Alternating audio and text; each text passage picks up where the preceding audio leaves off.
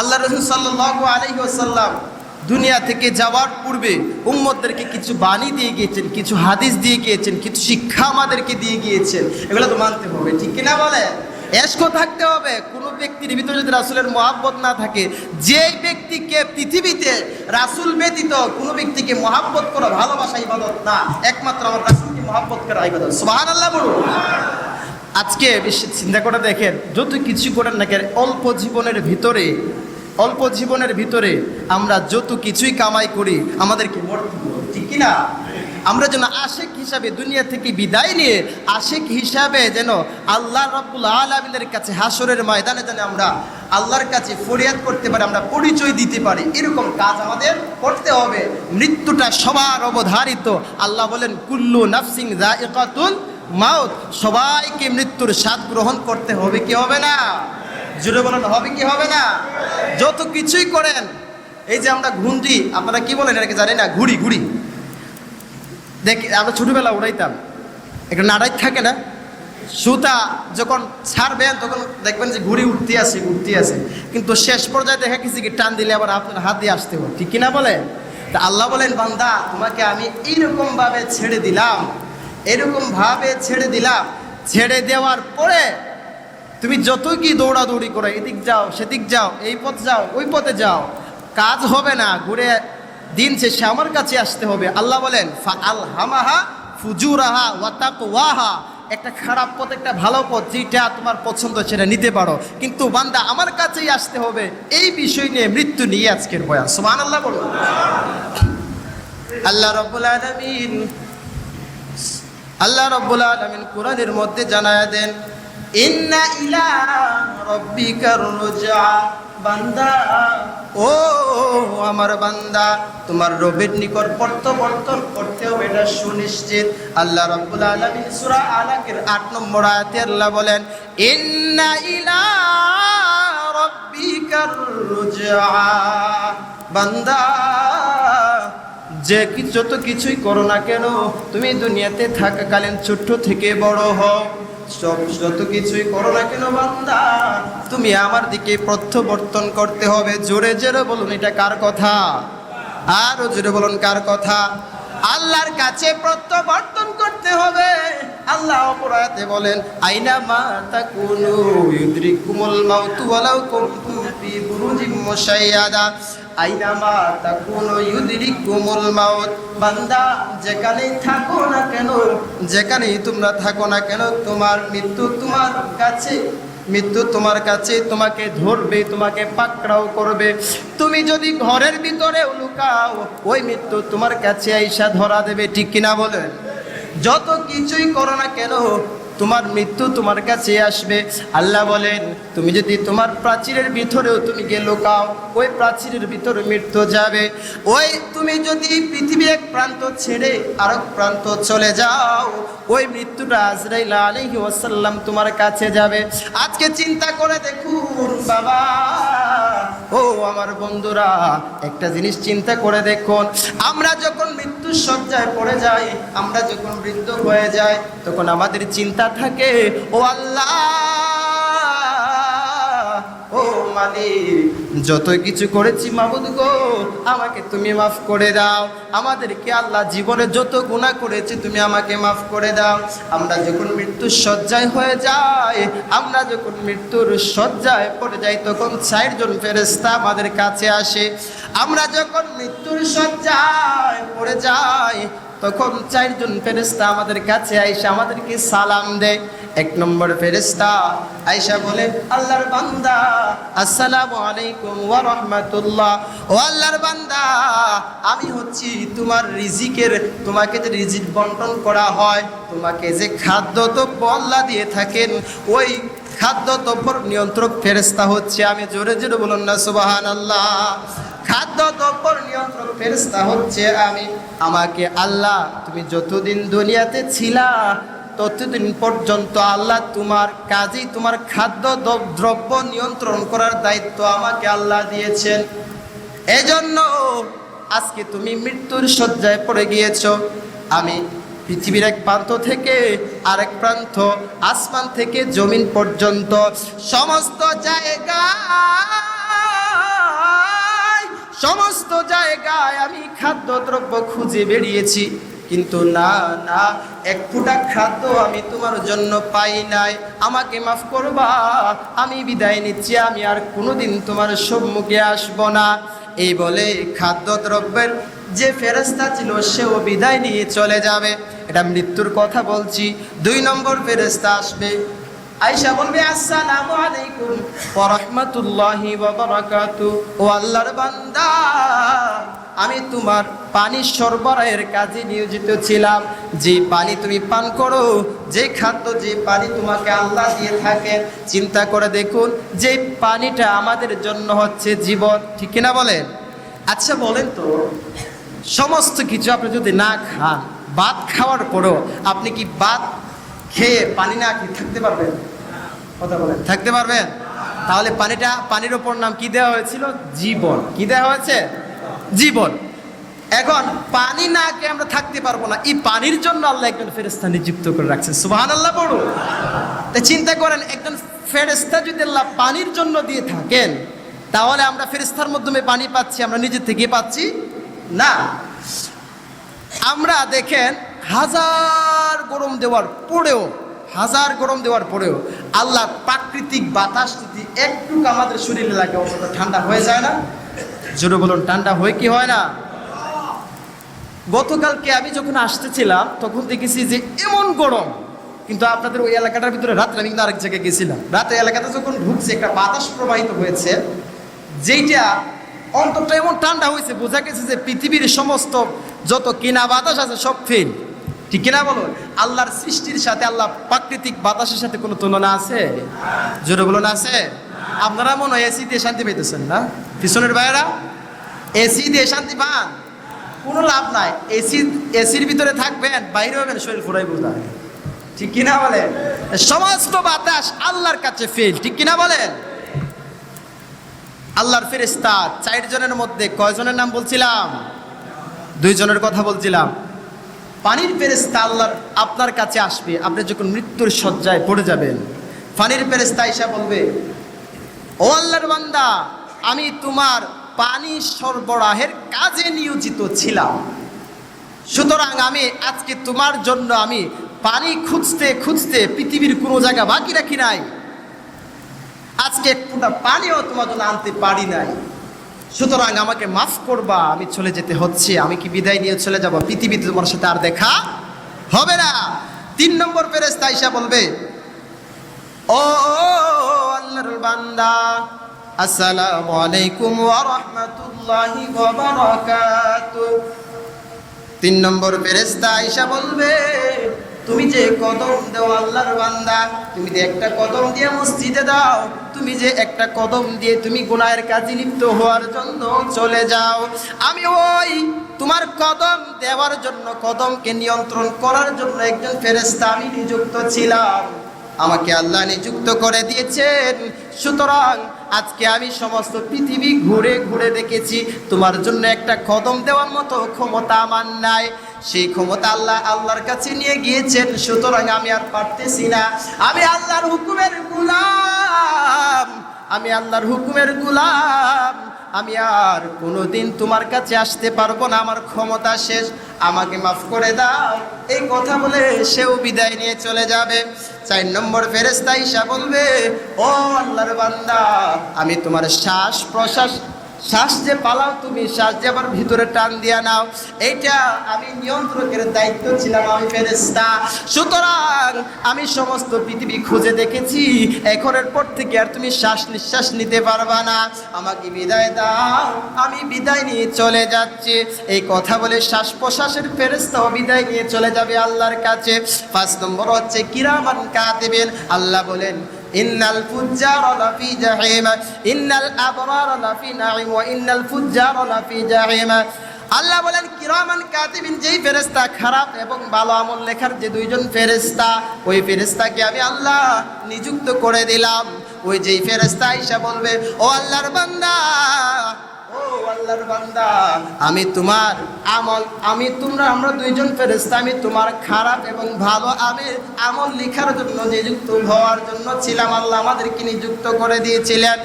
এখন তুমি গুনাহ করার শক্তি নাই, এখন তোমার আমল করার শক্তিও নাই, ভালো আমল করার শক্তি নাই, আমাদেরও আর প্রয়োজন নাই। আল্লাহ বলেন কাল্লা ইন্না কিতাবাল ফুজ্জারি লাফি সিজ্জিন। সুবহানাল্লাহ পড়ুন। কাল্লা ইন্না কিতাবাল আবরারি লাফি ইল্লিন। আল্লাহ বলেন সিজ্জিনের ফেরেশতাও আয়েশা বলবেন, ইল্লিনের ফেরেশতাও আয়েশা বলবেন, এই পাঁচজন ফেরেশতা যখন আপনার কাছ থেকে বিদায় নিয়ে চলে যাবে, যখন এই পাঁচজন ফেরেশতা আপনার কাছ থেকে বিদায় নিয়ে চলে যাবে, তারপরে আসবে মালাকুল মউত ফেরেশতা। আয়েশা 1 মিনিট সময় দেবে না, 1 মিনিট সময় এদিকেও দেবে না, ওদিকেও দেবে না। আল্লাহ বলেন ইযা জাআ আজালুহুম লা ইস্তাখিরুনা সাআতান ওয়া লা ইস্তাকদিমুন। আল্লাহু আকবার বলুন। যার যেই সময় মৃত্যু লেখা, 1 সেকেন্ড এদিকেও হবে না, ওদিকেও হবে না। আল্লাহ তোমাকে এই আজরাইল আলাইহিস সালাম আসার পরে তোমাকে 1 সেকেন্ড সময় দেওয়া হবে না। পৃথিবী থেকে আদম আলাইহিস সালাম আসার পর থেকে আজ পর্যন্ত যত নবী আসছেন, রাসূল আসছেন, যত ক্ষমতাধর মানুষ বলেন, 1 সেকেন্ড এদিকেও আল্লাহ ফেরেশতাকে পাঠানোর পরে এদিকেও হয় নাই, এদিকেও হয় নাই। সাদ্দাত যখন পেস্ট বানিয়েছিল তখন সাদ্দাত চিন্তা করেছিল, মালিক ও আল্লাহ, আমি যে জান্নাত বানাইলাম, ও মালিক এই জান্নাতটা একবার পরিদর্শন করার ক্ষমতা আমাকে দেন। আজরাইল আলাইহিস সালাম আয়েশা উপস্থিত। আজরাইল আলাইহিস সালাম বলেন তোমাকে তোমার জান নেওয়াজ কবজ করার জন্য আল্লাহ আমাকে দায়িত্ব দিয়েছেন, সুতরাং আমি তোমার জান কবজ করার জন্য চলে আসছে। আজরাইলকে একটু সময়ের জন্য রিকোয়েস্ট করে সাদ্দাত, ও আজরাইল আমাকে 1 মিনিট সময় দাও, আমি আমার জান্নাতটা পরিদর্শন করি। আজরাইল আলাইহিস সালাম বলেন না না, তোমাকে পরিদর্শন করার ক্ষমতা আমার কাছে নাই, বলে আমি গোড়া থেকে পাটা নিচে রাখি এরকম একটা ক্ষমতা আমাকে দাও। আজরাইল আলাইহিস সালাম এই কথা যখন বললেন যে তোমার ক্ষমতা আমার কাছে নাই, হযরতে আজরাইল আলাইহিস সালাম এই কথা বলার পরে সাদ্দাত বলে আমাকে গোড়া থেকে নামার সময়টুকু আমাকে দাও। আজরাইল আলাইহিস সালাম বলেন অসম্ভব, সেই ক্ষমতা আমার কাছে নাই। সুবহানাল্লাহ বলুন। এই সাদ্দাতকে 1 সেকেন্ড সময় আল্লাহ দেন নাই। শুধু পৃথিবীর সৃষ্টি থেকে এই পর্যন্ত কিয়ামত পর্যন্ত শুধু একজন লোককে দেওয়া হয়েছিল, তিনি ছিলেন আমাদের রাসূল। জোরে জোরে বলুন না মুহাম্মাদুর রাসূলুল্লাহ। সকলে বলেন সাল্লাল্লাহু, আর জোরে বলেন সাল্লাল্লাহু। দুরূদ শরীফ পড়তে কষ্ট হয়, এটা কিন্তু একটা দুরূদ শরীফ। এটা কি একটা দুরূদ শরীফ? পৃথিবীতে একমাত্র আমাদের রাসূলকে সময় দেওয়া হয়েছিল। ইয়া রাসূলুল্লাহ, আপনি কি যাইতে চান না থাকতে চান? আল্লাহ রাসূল বলেছিলেন আমার ক্ষমতা শেষ, অর্থাৎ আমার যে ক্ষমতা, আমাকে যে হুকুম দিয়ে, আমাকে যে দায়িত্ব দিয়ে আল্লাহ পাঠিয়েছিলেন, দায়িত্ব শেষ, সুতরাং আমাকে চলে যেতে হবে। তারপর আল্লাহর রাসূল সাল্লাল্লাহু আলাইহি সাল্লাম অপেক্ষায় ছিলেন জিবরাইলের। আজরাইলকে বলেন যতক্ষণ পর্যন্ত জিবরাইল আলাইহিস সালাম না আসবে ততক্ষণ পর্যন্ত আমি রাসূল দায়িত্ব, আমি রাসূল হুকুম দেব। জিবরাইল আলাইহিস সালাম আল্লাহর পক্ষ থেকে আসলেন। আয়েশা বলেন নবী গো, ও মায়ের নবীজি, ইয়া রাসূলুল্লাহ, আল্লাহ আপনার জন্য একটা আয়াত নাজিল করে দিয়েছেন। আল্লাহ বলেন ইন্নাকা মাইয়িতু ওয়া ইন্নাহুম মাইয়িতুন। আল্লাহু আকবার। ইয়া রাসূলুল্লাহ, নবী গো, আপনার পূর্বে যারা ছিল তারাও মৃত্যুবরণ করেছে, সুতরাং আপনাকেও যেতে হবে। আপনার আমার নবী বুঝতে বাকি নাই যে আমাকেও চলে যেতে হবে। আরেকটা কথা এইভাবে বলছেন যখন আজরাইল আলাইহিস সালাম আয়েশা রাসূলের জান কবজ করার জন্য প্রস্তুত। চিন্তা করে দেখুন, আল্লাহ বলেন ইদা জাআ আজালুহুম লা ইস্তাখিরুনা সাআতাও ওয়া লা ইস্তাকদিমুন। আমি যখন মরণের হুকুম দেই, আমি যখন আজরাইল পাঠাই, তখন 1 সেকেন্ড এদিকে হয় না ওদিকেও হয় না। এই জন্য পৃথিবীর কোন মানুষ কার কখন মরণ হবে, কার রিজিক কোথায় আল্লাহ রেখেছেন, কার হায়াত কতটুকু আল্লাহ দিয়েছেন, পৃথিবীর কোনো মানুষ জানতে পারে নাই, আজ পর্যন্ত জানতে পারবে? জোরে বলুন, পারবে? আপনারা ছিলেন 4 মাযহাবের মাযহাব, 4 মাযহাবের মধ্যে একজন ইমাম ছিলেন মালিক রহমাতুল্লাহি আলাইহি। উনি সারা জীবন মদিনায় কাটাই দিয়েছেন। মদিনা থেকে উনি মক্কায় 40 বছর থেকেছেন। 40 বছর থাকার পরে ওনার চিন্তা হলো, আমি মদিনাতে বাকি জীবনটা আমি মদিনাতে রেখে দিব, মদিনাতে আমার বাকি সময়টা কাটিয়ে দেব। উনি মদিনাতে আসলেন। আপনারা জানেন এখন বর্তমানে হজের মৌসুম চলতেছে কি চলতেছে না? হজের মৌসুম চলতেছে। বিভিন্ন মানুষ দলে দলে বড় হজ করার জন্য যায়। এভাবে উনিও চিন্তা করলেন, মদিনাতে যখন আসলেন, একবার হজের সময় আসছিল, ওনার চিন্তা হলো মানুষ দলে দলে উনি হজ করতে যায়, ইহরাম পরে যায়। আমার তো ইচ্ছা ছিল হজ করতে যাব, কিন্তু আমি তো ওয়াদা করেছি, আমার তো ইচ্ছা মদিনায় আমি মৃত্যুবরণ করব। আমি রাসূলের রওজার পাশে দাঁড়াইয়া, রাসূলের রওজার পাশে আমার সারা জীবনটা আমি কাটিয়ে দিতে চাই। এজন্য বলেছেন, আমি হব মদিনা সারা বেলা ঝাড়ুদার, আমি হব মদিনা সারা বেলা ঝাড়ুদার। এই কথা কবি বলছেন। চিন্তা করে দেখেন, আমি হব মদিনার সারা বেলা ঝাড়ুদার। তো ওনার ইচ্ছা ছিল এরকম যে আমি সারা জীবন মদিনায় কাটিয়ে দেব। শর্ট করতে সময় আমরা সংক্ষিপ্ত হয়ে গিয়েছে। মদিনায় সারা জীবন কাটিয়ে দেবেন। এরাম বাদে দেখতেছেন মানুষ যাইতেছে। ওনার চিন্তা হলো যে আমার হায়াত কতটুকু আছে আমি একটু খেয়াল করে দেখি। ওনার ইচ্ছা ছিল যে আমি হায়াত কতটুকু আছে এটা আল্লাহর কাছ থেকে জানার চেষ্টা করি। আচ্ছা বলুন, হায়াত কি পৃথিবীর কোনো মানুষ জানে কার কতটুকু হায়াত আছে, আমরা কখন মৃত্যুবরণ করবো? কেউ জানে? ইমাম মালিক রহমাতুল্লাহি আলাইহি চিন্তা করলেন, রাত্রির বেলা ইস্তেখারা শুরু করে দিলেন। ইস্তেখারা করে উনি ঘুমিয়ে পড়লেন। ওনার ইচ্ছা ছিল আমি জানবো আমি কতদিন মৃত্যুবরণ করব, কতদিন আমার হায়াত আছে, কতদিন পরে আমি মৃত্যুবরণ করব। যখন ঘুমিয়ে পড়লেন, সাথে সাথে আপনার আমার নবী আয়েশা উপস্থিত। জোরে জোরে বলুন না সুবহানাল্লাহ, আরো জোরে বলুন না সুবহানাল্লাহ। আপনার আমার নবী আয়েশা উপস্থিত। আয়েশা 5 আঙ্গুল দেখাইলেন। কয় আঙ্গুল? আরো জোরে বলুন, কয় আঙ্গুল? 5 আঙ্গুল দেখে আল্লাহর নবী চলে গেলেন। উনি ঘুম থেকে সজাগ হয়ে গেলেন। আল্লাহর নবী আমার কি দেখাইলো, 5 আঙ্গুল কেন দেখাইলো? উনার সেই সময়ের বিখ্যাত স্বপ্নের ব্যাখ্যাকার ছিল ইবনে সিরিন, যে ইউসুফ আলাইহিস সালামের পরে আমাদের মধ্যে সবচেয়ে সুন্দর ব্যাখ্যা দিতে পারতেন, বিখ্যাত ছিলেন স্বপ্নের ব্যাখ্যা দেওয়ার জন্য। ওনার মনে মনে চিন্তা হলো, আল্লাহর নবী কেন আমারে এসে 5 আঙ্গুল দেখাইলেন? আমারে হয়তো অন্য কিছু বলতে পারতেন। উনি স্বপ্নের ব্যাখ্যার জন্য ইবনে সিরিনের কাছে ওনার পিয়নকে পাঠাইলেন। ওনার যে খাদেম ছিলেন খাদেমকে পাঠাইলেন, তুমি চলে যাও, এই স্বপ্নের ব্যাখ্যা গিয়ে বলবা। কি ব্যাখ্যা উনি যেন আমাকে দিয়ে দেয়, তবে সাবধান সাবধান, আমার নাম তুমি কোনোদিন বলবা না, আমার কথা তুমি বইলো না। আমি যে মালিক, আমি ইমাম মালিক যে দেখছি, এই কথা তুমি ইবনে সিরিনের কাছে বইলো না। ওনার খাদেম চলে গেল ইবনে সিরিনের কাছে।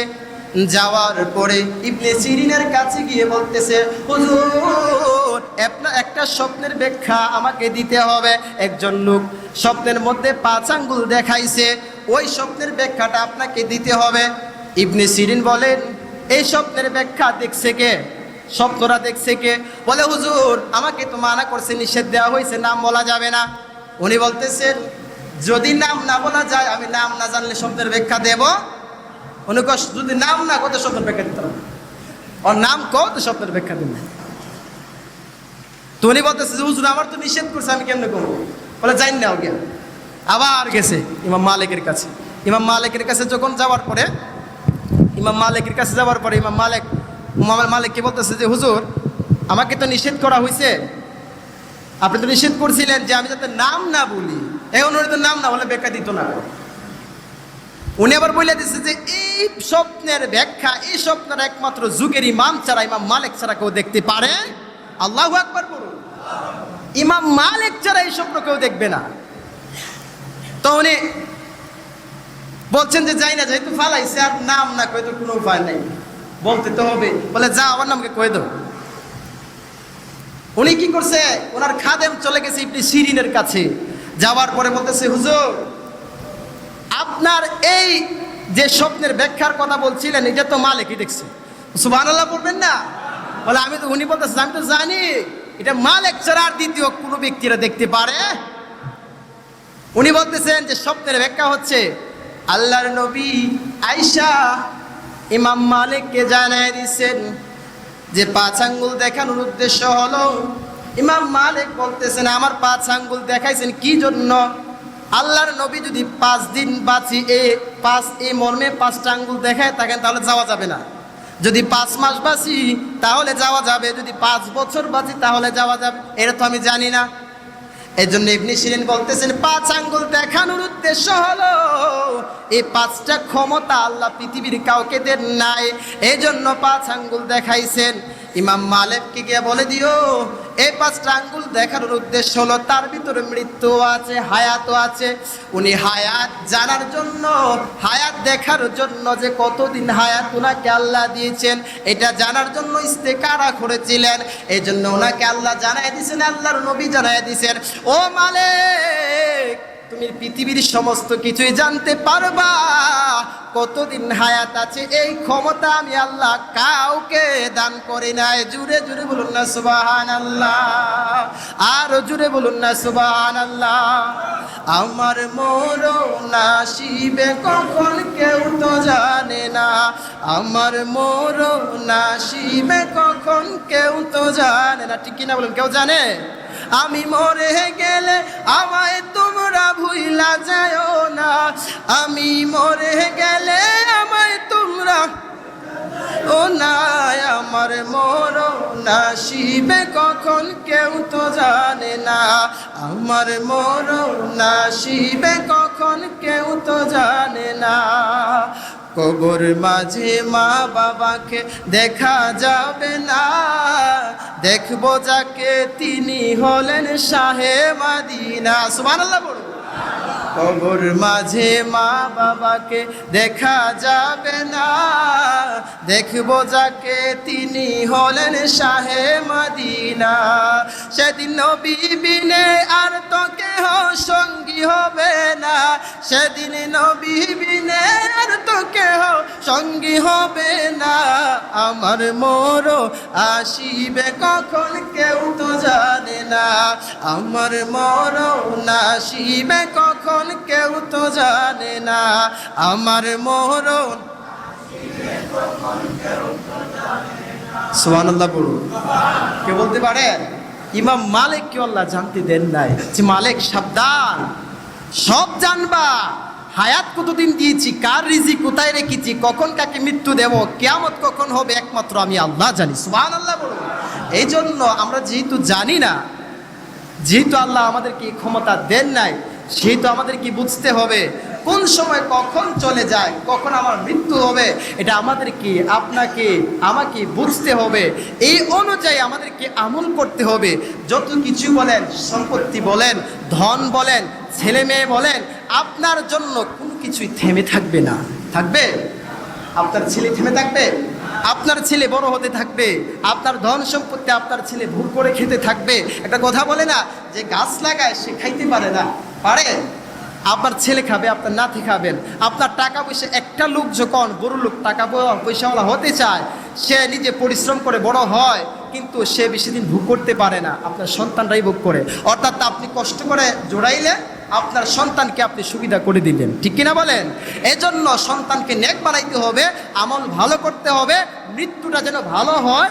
আমরা আল্লাহর কাছে ফরিয়াদ করবো, আল্লাহ আমাদেরকে রমজান মাস রোজা রাখা অবস্থায়, নামাজরত অবস্থায়, সেজদারত অবস্থায় আল্লাহ আমাদেরকে মৃত্যু দিয়েন। কারণ এই মৃত্যুটা যদি হয়, নিশ্চিত হাদিস শরীফের ইঙ্গিত এ জান্নাতি। সুবহানাল্লাহ বলুন। এই জন্য আমরা যেন মরণের কথা সব সময় চিন্তা করি। যেই মাটি দিয়ে আপনি আজকে চলাফেরা করতেছেন, ধম্ব ভরে চলতেছেন, সেই মাটির নিচে যখন যাবেন তখন আপনাকে চাপ দিবে, দিয়ে আপনাকে আটকে রেখে দিবে।